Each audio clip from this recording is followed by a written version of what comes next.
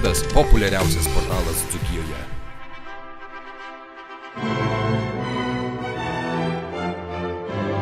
Trečiadienį Alytaus mieste civilinės metrikacijos skyriuje neeilinė santuoka. Kuklios ceremonijos metu susituokė 63 metų oreivis ir buvęs politikas Gintaras Šurkus bei 26 metų Senegalo pilietė.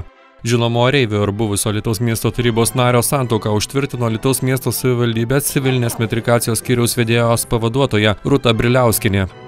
Taip tiesa, šiandien sutuokėme ryte su Senegalo pilietė. Ar jaunieji pagidavo kokių nors ypatingų sutuoktuvių?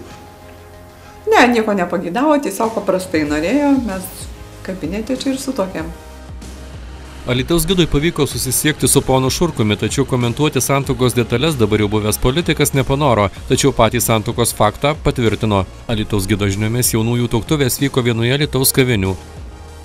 Gintaras Šurkus – spalvinga asmenybė. 1995 metais šiluminiu oro balionu perskrido Baltijos jūrą. 2004 metais tapo prezidento Rolando Pakso patarėju jaunimo ir visuomeninių organizacijų klausimais.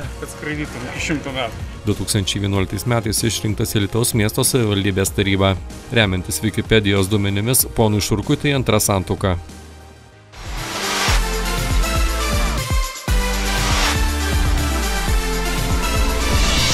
Alytaus gidas – populiariausias portalas Dzūkijoje.